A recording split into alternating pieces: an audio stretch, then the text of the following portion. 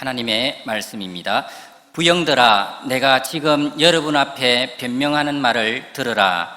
그들이 그가 히브리 말로 말함을 듣고 더욱 조용한지라. 이어 이르되, 나는 유대인으로 길리기아 다소에서 났고 이 성에서 자라 가마리엘의 문화에서 우리 조상들의 율법의 엄한 교훈을 받았고 오늘 너희 모든 사람처럼 하나님께 대하여 열심히 있는 자라.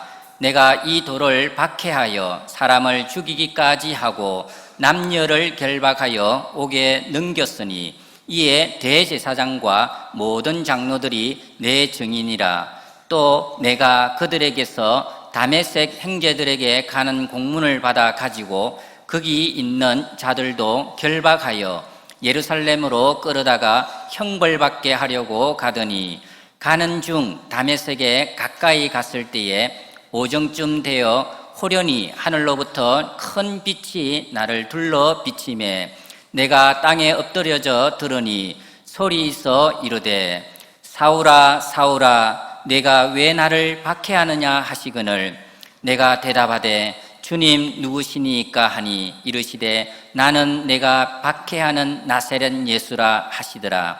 나와 함께 있는 사람들이 빛은 보면서도 나에게 말씀하시는 이의 소리는 듣지 못하더라. 내가 이르되, 주님 무엇을 하리이까? 주께서 이르시되, 일어나 다메섹으로 들어가라. 내가 해야 할 모든 것을 거기서 누가 이르리라 하시거늘 나는 그 빛의 광채로 말미암아 볼 수 없게 되었으므로 나와 함께 있는 사람들의 손에 끌려 다메섹에 들어갔노라.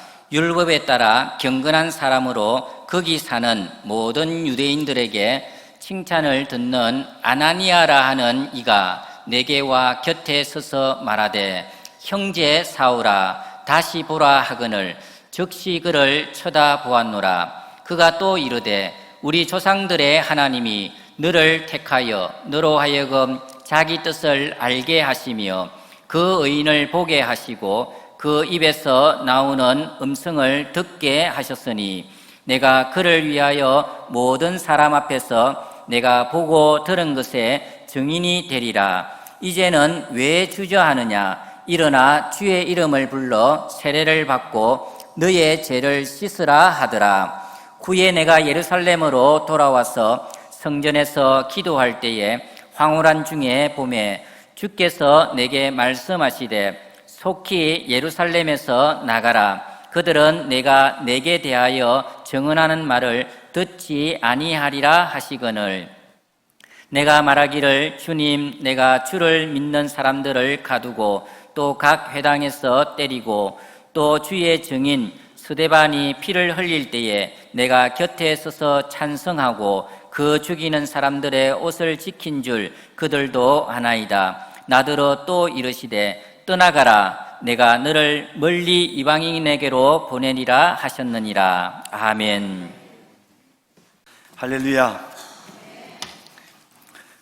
한 번은 전도하러 아파트에 사는 어떤 남자분을 찾아갔다가 된통당하고 제대로 전도도 못하고 쫓겨나서 너무 자존심이 상해서 그 아파트 앞에 있는 놀이터에 우두커니 앉아서 혼자서 끙끙 앓으면서 상한 마음을, 환난과 핍박 중에도 성도는 신앙 지켰네 찬송을 부르면서 그러면서 상한 마음을 달랜 적이 있었습니다. 사실 그 사람이 기독교에 대해 매우 부정적인 줄은 알고 있었지만 그래도 목사가 찾아가서 전도를 했는데 그렇게까지 당돌하게 사람을 무시하고 내쫓을 줄은 정말 몰랐습니다. 용기를 내어 전도한 결과가 아무런 성과도 없었고 또 내가 너무 무능해서 그 사람 앞에 기독교가 정말 형편없는 꼴이 된 것 같아서 하나님께도 너무 죄송한 마음이 들어서 부끄러웠던 그런 기억이 있습니다. 사실 기독교에 대해 적대적인 사람에게 전도하기란 정말 힘이 듭니다. 그러니 사람을 좀 봐가면서 그래도 좀 들어줄 것 같은 사람, 믿을 가능성이 있는 사람에게나 복음을 전하고 걸핏하면 믿는 사람 핍박하고 기독교에 대해 적대적인 그런 사람들에게는 전도하지 않는 것이 지혜로운 방법이 아니겠는가라는 생각이 들기도 합니다. 하지만 오늘 우리가 읽은 본문의 내용은 바울이 자신을 죽이려 하는 유대인들, 정말 기독교에 대해 적대적인 사람들 앞에서 복음을 전하는 과정을 보여주고 있습니다. 사실 바울이 이런 사람들에게 힘들게 복음을 전했지만 바울의 전도는 전혀 효과가 없었습니다. 본문을 우리가 다 읽지는 않았지만 바울의 전도를 들은 유대인들은 감동을 받거나 귀담아 그 이야기를 들은 것이 아니라 오히려 바울의 그 전도하는 도중에 갑자기 막 소리를 지르면서 저놈을 죽이라고, 바울을 죽이라고 소리 지르는 그런 내용이 그 다음 본문에 이어집니다. 결과적으로는 바울의 전도는 실패한 것입니다. 누가 봐도 바울을 죽이려고 하는 이 무리들 앞에서 바울이 지금 전도를 하는데 제대로 전도가 되겠습니까? 다 예상할 수 있는 그런 결과입니다. 그런데도 불구하고 바울은 이런 결과가 예상됨에도 불구하고 그런 수모를 무릅쓰고 자청해서 그들에게 전도를 하고 있는 것입니다. 그것은 모든 사람에게 복음을 전하는 것이 하나님이 바울에게 주신 사명이기 때문입니다. 우리도 마찬가지입니다. 남들이 듣든지 안 듣든지 예수 믿고 구원받은 우리에게는 복음을 전해야 되는 그런 의무가 있는 것입니다. 살다 보면 상대가 싫어하는 것은 하지 않는 것이 좋다는 생각을 할 때가 있습니다. 그러나 그것이 그 사람이 죽고 사는 중요한 문제라면 싫어하든지 말든지 우리가 말해 주어야 될 의무가 있는 게 아니겠습니까? 얼마 전에 제가 독사가 앞에 있는 걸 모르고 그냥 그 위로 밟고 지나갈 뻔했던 그런 위험한 순간이 있었습니다. 그런데 제 옆에 계셨던 분이 제게 독사가 있다는 것을 알려줬습니다. 그래서 위기를 모면할 수 있었는데요, 생각할수록 그분께 감사하고 또 감사하는 마음이 듭니다. 우리가 복음을 전하는 일도 마찬가지입니다. 한 사람이라도 우리가 전도하는 말을 듣고 지옥을 향해 가던 걸음을 멈추고 예수를 믿는다면 정말 이보다 더 보람된 일이 있겠습니까?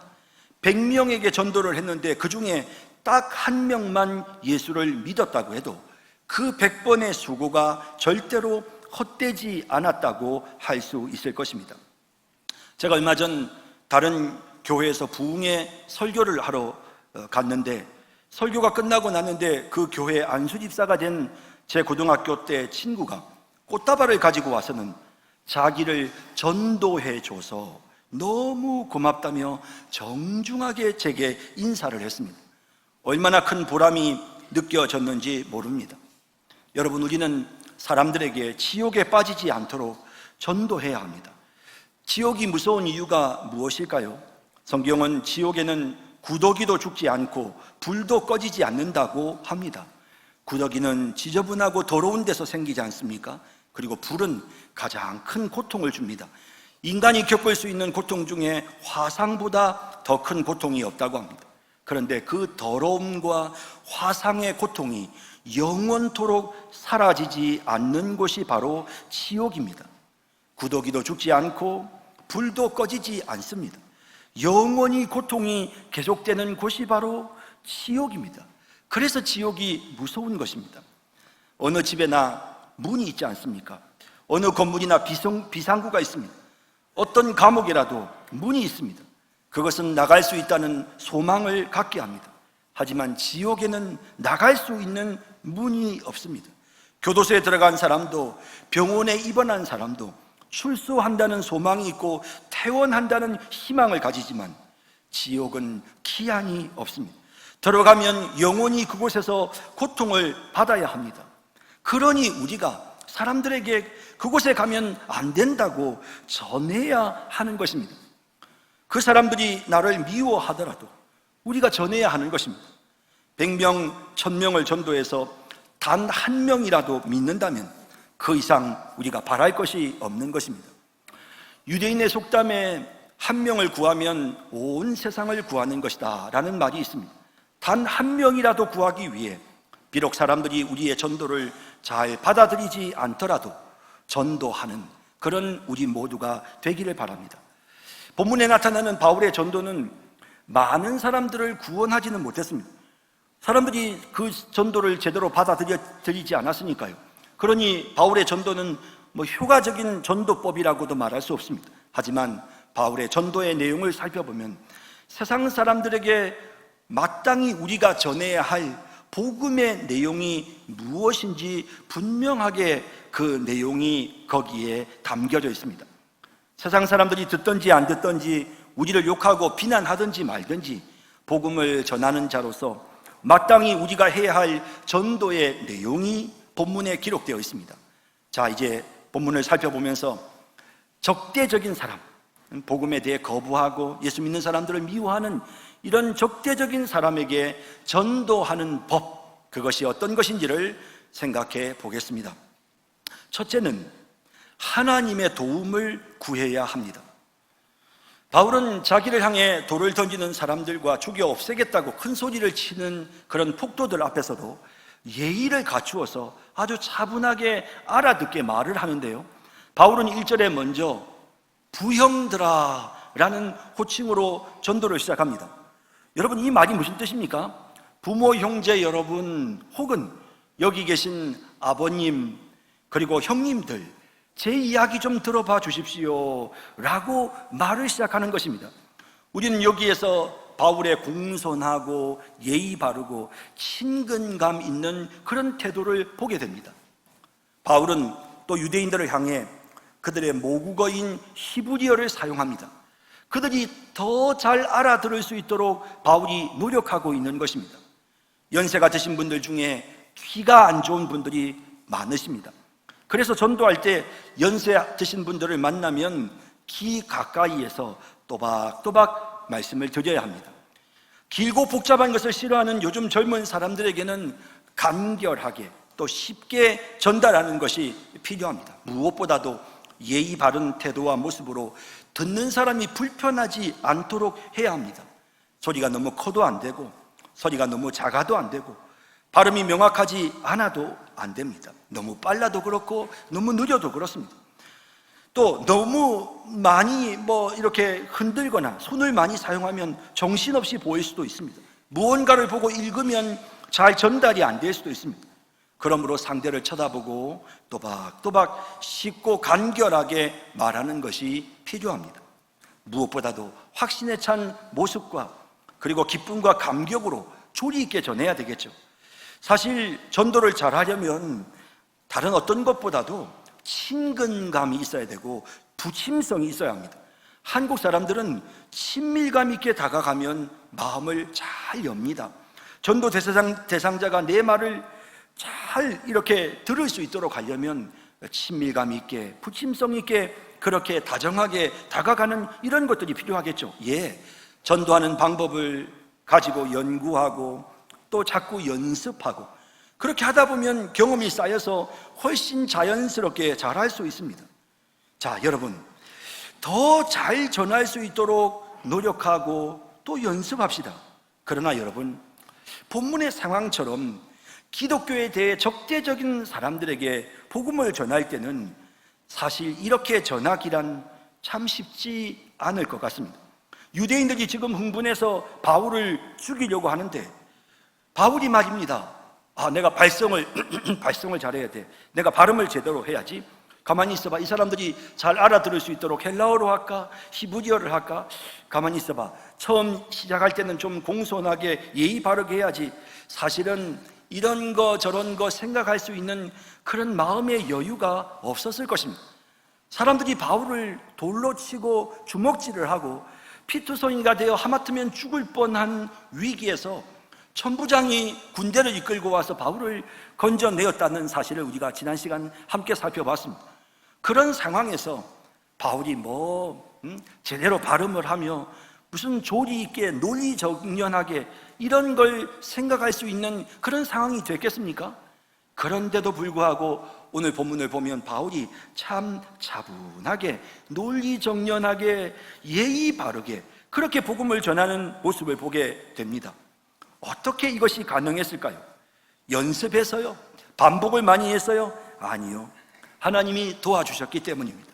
하나님이 도와주시지 않으면 인간은 정말 이렇게 기독교에 대해 적대적인 사람들에게 전도하기가 어렵습니다.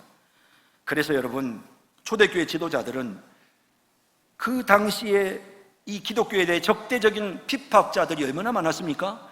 그 사람들에게 복음을 전해야 했습니다. 그래서 그들은 하나님 앞에 매번 기도합니다. 하나님, 전도할 수 있는 능력을 주십시오 라며 하나님께 구합니다. 사도행전 4장 29절에서 31절에도 그런 당시 그 초대교회 성도들의 기도가 나오는데요, 보시죠. 종들로 하여금 담대히 하나님의 말씀을 전하게 하여 주시오며, 담대히 복음을 전할 수 있게 해달랍니다. 손을 내밀어 병을 낫게 하시옵고 표적과 기사가 거룩한 종 예수의 이름으로 이루어지게 하옵소서 하더라. 이렇게 기도를 했더니 31절에 빌기를 다음에 모인 곳이 진동하더니 무리가 다 성령이 충만하여 담대히 하나님의 말씀을 전하니라 라고 되어 있습니다. 초대교회 성도들이 담대히 복음을 전할 수 있었던 이유가 무엇입니까? 하나님께 도움을 구했습니다.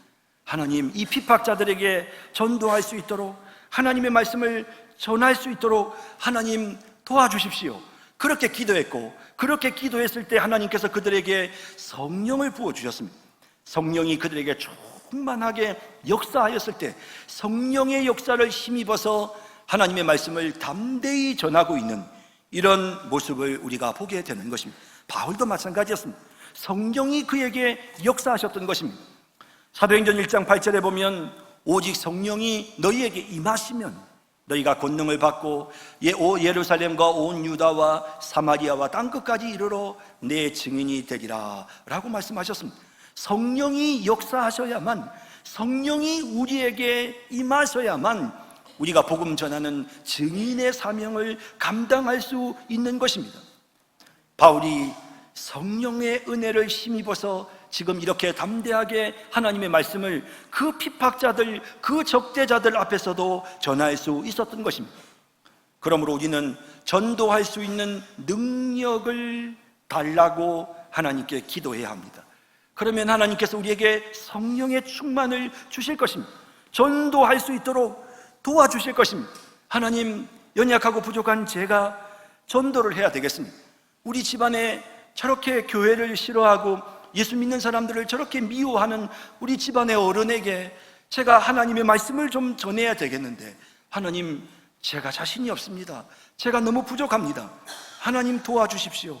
우리가 하나님의 도움을 구해야 되는 것입니다. 전도할 수 있도록 능력을 구해야 되는 것입니다.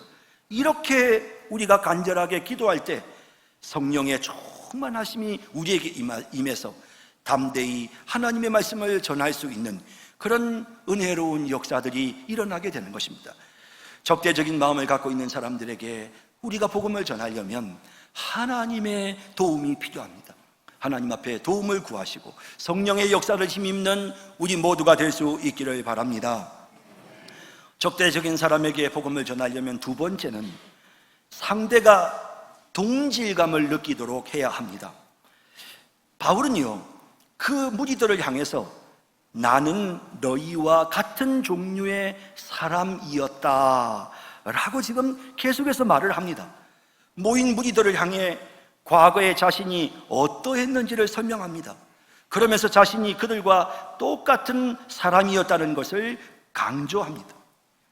3절에 보면 나는 유대인으로 길리기아 다소에서 났고 이 성 예루살렘에서 자라 가말리엘의 문화에서 우리 조상들의 율법에 엄한 교훈을 받았고 오늘 너희 모든 사람처럼 너희처럼 하나님께 대하여 열심히 있는 자였다라고 그렇게 그 모인 무리들에게 자기가 이 사람들과 다르지 않다는, 나도 너희랑 똑같았다는 사실을 지금 설명합니다.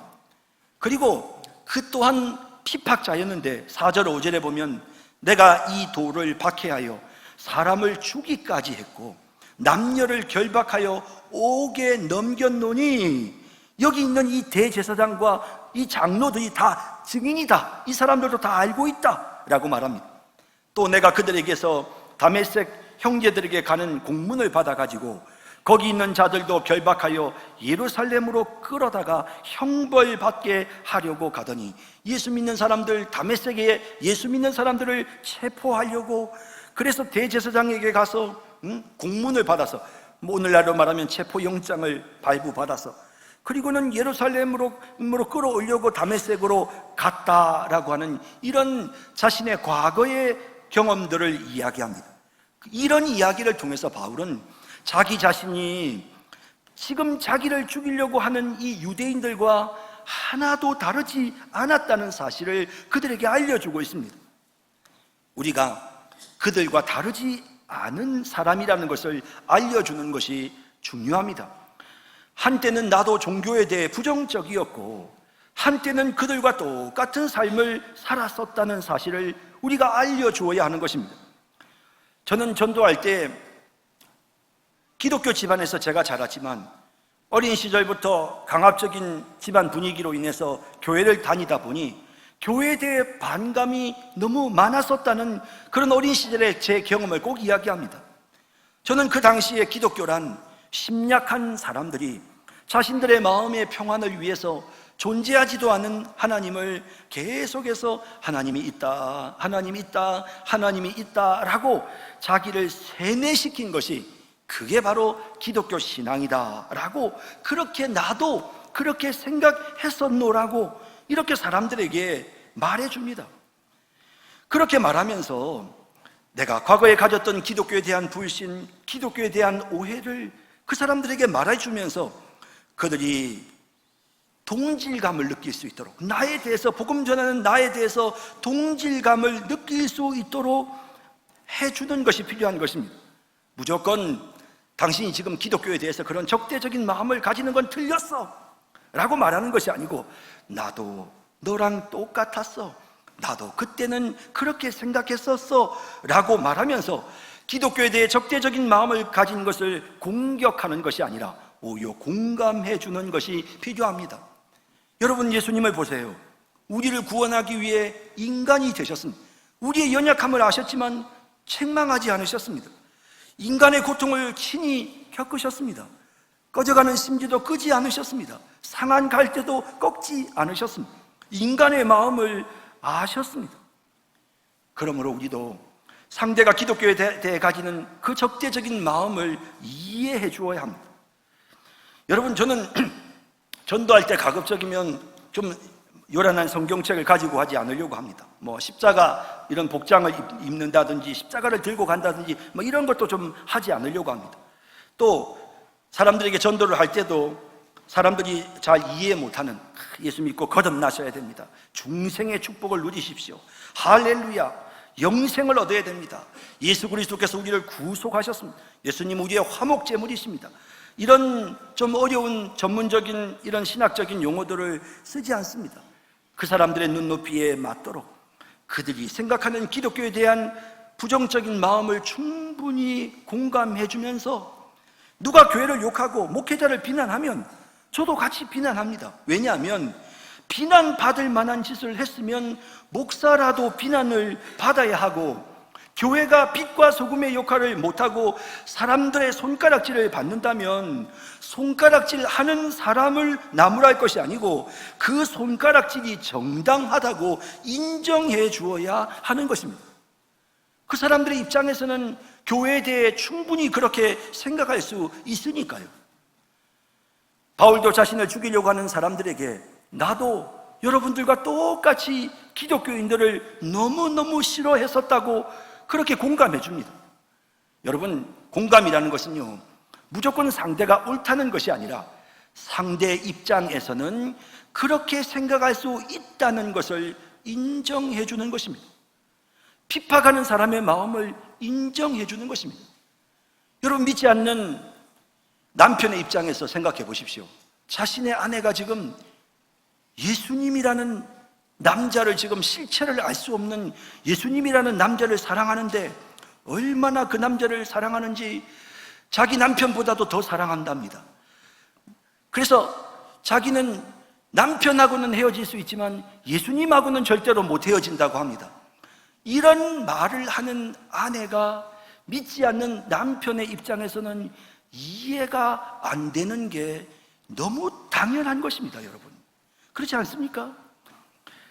여러분, 그래서 그 사람들의 입장을 우리가 이해하고 공감하고, 그러면서 정말 그 사람들의 입장에서는 기독교인들을 이상하게 볼 수 있다는 것에 대해서, 오해를 할 수 있다는 것에 대해서 충분히 우리가 공감해 주면서, 그럴 때 우리의 마음속에도요, 그런 사람들을 미워하는 마음보다는요, 정말 이게 어찌 보면 이 사람이 이런 마음을 가지는 게 다 참 교회의 책임이 있구나, 정말 이 사람들이 이렇게 교회에 대해서 적대감을 가지는 데는 오늘 예수 믿는 사람들의 잘못이 정말 크구나, 나한테도 책임이 있구나, 이런 마음들이 들면서 오히려 그 사람들이 더 불쌍하게 느껴지고요, 그 사람들을 이해하는 그런 마음들이 생기게 되는 것이죠.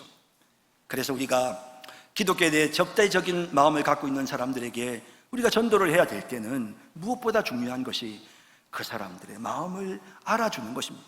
상대가 동질감을 느낄 수 있도록 비난하고 방어하려고 애쓰는 것이 아니라 동질감을 느낄 수 있도록 우리도 그랬고 충분히 그렇게 생각할 수 있다는 것을 인정해주는 이런 모습이 필요한 것입니다. 바울이 지금 이런 모습을 본문에서 보여주고 있습니다.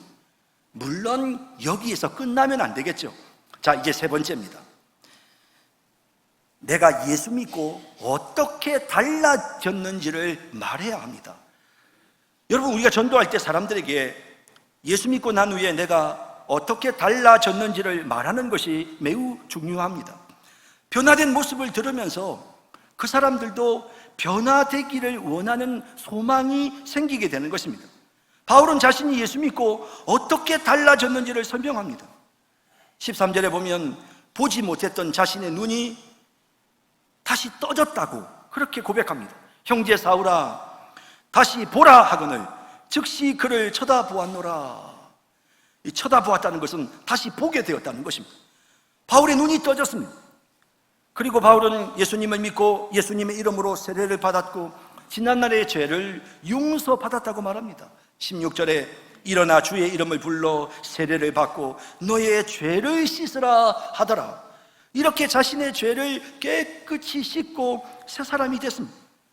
그런 바울에게 이제 복음을 전하라는 그런 사명이 주어집니다. 15절에 아나니아가 말합니다. 내가 그를 위하여 모든 사람 앞에서 내가 보고 들은 것에 증인이 되리라. 그래서 이 바울이 예수님을 만나고 예수님을 경험했던 이 모든 것을 사람들에게 전하는 증인이 될 것이다 라고 이렇게 바울이 사명을 받습니다. 그리고 21절에 보면 예수님께서 너는 이제 이방인들에게 복음을 전하는 자가 되라고 주님이 명령하십니다.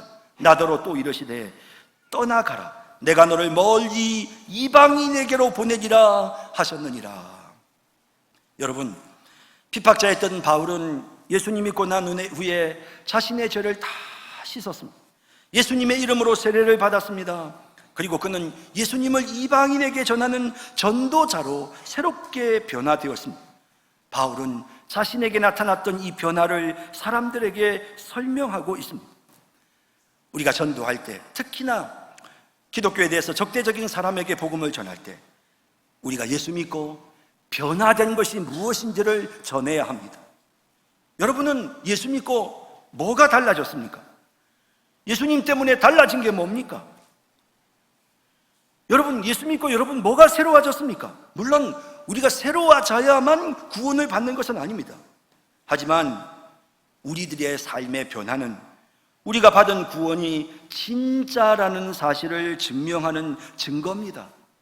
아무것도 달라진 게 없다면 우리의 구원이 가짜가 아닌지 우리가 한번 의심해 봐야 되는 것입니다.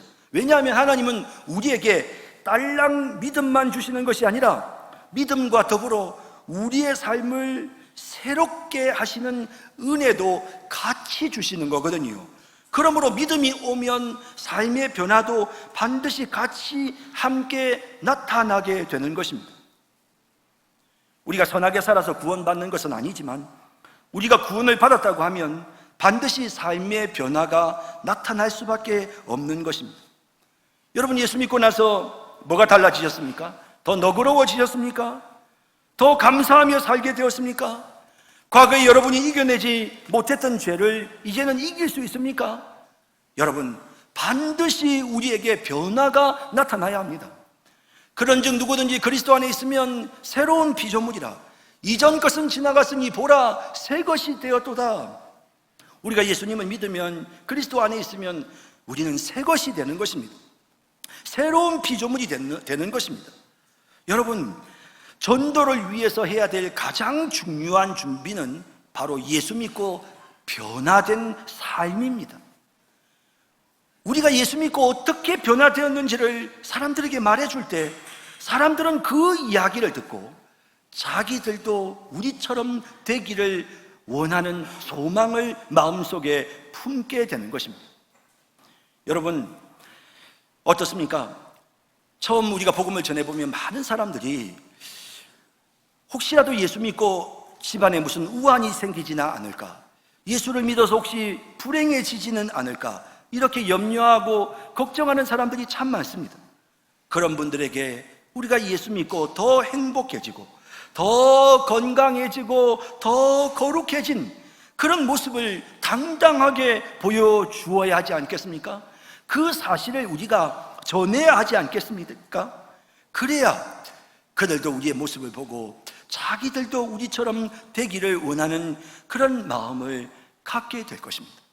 예수 믿고 변화된 우리들의 삶을 전해야 합니다. 마지막 네 번째로, 내가 믿는 예수를 전해야 합니다. 사실 다른 내용은 생략할 수 있지만 절대로 여러분, 이거는 생략하면 안 됩니다. 가장 중요한 게 바로 이겁니다. 내가 믿는 예수님이 어떤 분이신지를 전해야 합니다. 바울은 자신이 경험했던 그 다메섹 도상에서 예수님을 만났던 그 모든 사건들을 이렇게 자연스럽게 설명하면서 처음에 자신은 예수님이 십자가에 못 박혀 죽은 그런 죄인인 줄로 알았지만 자신이 다메섹에서 만난 그 예수님은 부활하셔서 살아계신 능력의 주님이셨다고 그렇게 증거합니다. 그래서 예수 믿는 사람들을 체포하기 위해 다메섹으로 가는 도중에 자신이 그 예수님을 만났다는 이야기를 사람들에게 전합니다. 6절에 보면 가는 중 다메섹에 가까이 갔을 때 오종쯤 되어 호련히 하늘로부터 큰 빛이 나를 둘러 비치매 내가 땅에 엎드러져 들으니 소리 있어 이르되 사울아 사울아 내가 왜 나를 박해하느냐 하시거늘 내가 대답하되 주님 누구시니까 하니 이르시되 나는 내가 박해하는 나사렛 예수라 하시더라. 여러분, 바울은 자신의 경험을 통해서 정말 예수님이 부활하신 메시아 구원자라는 사실을 사람들에게 지금 자신을 향하여 돌을 든 그 무리들을 향하여 지금 전하고 있는 것입니다. 베드로도 성전에 앉아서 구걸하던 안전뱅이를 고친 후에 모인 무리들을 향해 이 불쌍한 병자가 깨끗이 치료된 이 착한 일은 바로 예수 그리스도의 이름으로 된 것이라고 말하면서 예수님 전합니다. 예수님이 어떤 분인지를 전합니다. 사도행전 4장 9절 10절에 만일 병자에게 행한 착한 일에 대하여 이 사람이 어떻게 구원을 받았느냐고 오늘 우리에게 질문한다면 너희와 모든 이스라엘 백성들은 알라 너희가 십자가에 못 박고 하나님이 죽은 자 가운데서 살리신 나사렛 예수 그리스도의 이름으로 이 사람이 건강하게 되어 너희 앞에 섰느니라. 12절에 다른 이로서는 구원을 받을 수 없나니 천하 사람 중에 구원을 받을 만한 다른 이름을 우리에게 주신 일이 없음이라 하였더라 라고 말하면서 구원자이신 오직 예수 그리스도를 전하고 있는 것입니다. 여러분, 우리도 사람들에게 예수님 전해야 합니다. 죄 없으신 하나님 아들이 이 땅에 오셔서 우리의 죄를 대신 짊어지시고 우리의 죄값을 치러 주셨기에 그 예수님을 믿으면 우리가 구원을 얻을 수 있다는 사실을 분명히 전해야 합니다. 지옥을 향하여 걸어가는 우리의 걸음을 멈출 수 있는 방법은 우리의 죄를 씻는 것이라는 것을, 예수님을 믿음으로 우리의 죄를 씻어야 한다는 사실을 우리가 사람들에게 전해야 하는 것입니다. 여러분, 우리가 전도할 때 내가 잘났다고 나를 드러내거나 자랑할 필요가 없습니다. 여러분, 내가 다니는 교회를 자랑할 필요도 없습니다. 우리가 전해야 할 분은 오직 예수님밖에는 없습니다. 내가 만난 예수님, 내 인생을 변화시키신 예수님, 내 생명, 내 소망, 내 기쁨이 되시는 예수님을 전하는 그런 우리 모두가 다 될 수 있기를 바랍니다. 이제 말씀을 맺겠습니다. 이제 우리는 주님의 명령을 따라 사람들에게 복음을 전하는 그런 사명을 가지고 있습니다. 여러분, 내가 다니는 교회 교인의 숫자를 늘리기 위해서 우리가 비즈니스를 하는 것이 아닙니다. 만약에 우리가 지금 우리 교회의 교인 숫자를 늘리기 위해서 사람들에게 가서 지금 무슨 비즈니스를 하는 이런 모습이라고 한다면, 만일 그렇다고 한다면 적대적인 사람들에게 결코 전도할 필요가 없을 것입니다. 그러나 우리는 주님께로부터 복음을 전하라는 명령을 받았습니다.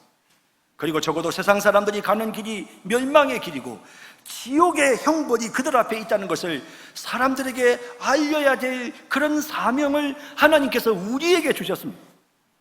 그러므로 여러분, 어떤 경우에도 기독교에 대해 적대적인 사람들이 있다고 하더라도 전도하기를 포기하지 말고 힘써 전도하는 그런 우리 모두가 다 되기를 주님의 이름으로 축원합니다. 기도하겠습니다. 사랑과 자비의 주님, 오늘 하나님의 말씀을 통해서 교회에 대해서 부정적인 생각을 갖고 있는 사람들에게 우리가 어떻게 전도를 해야 되는지를 깨닫게 하신 주님, 하나님이 우리를 도우셔야 합니다. 성령으로 충만케 하시고 하나님, 우리의 삶에 변화가 나타나야 되겠습니다. 우리가 삶이 변화되지 않으면 전도할 수 없습니다.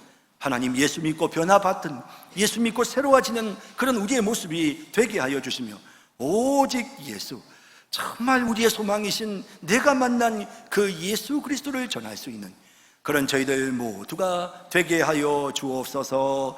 예수님의 이름으로 기도드립니다. 아멘.